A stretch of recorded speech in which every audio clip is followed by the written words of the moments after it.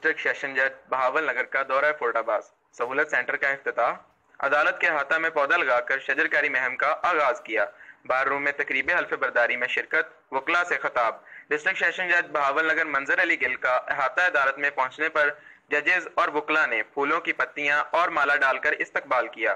اس کے بعد انہوں نے سہولت سینٹر کا افتتاح کیا، جس میں سائلین اور عدالت کی سہولت کے لیے ایک سینٹر میں تمام سہولتیں ایک ساتھ مہیا کی گئی ہیں۔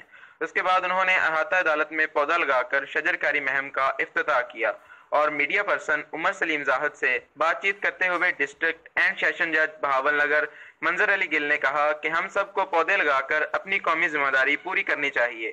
ہم نے اپنے حصے کے پودے لگا دیے ہیں۔ پودے لگانا صدقہ جاریہ ہے، ہر ایک کو اپنے حصے کے شجر لگانے چاہیے۔ پودے بھی اللہ کی تسبیح بیان کرتے ہیں۔ ہم سب سے اپیل کرتے ہیں کہ شجر کاری میں بڑھ چڑھ کر حصہ لیں۔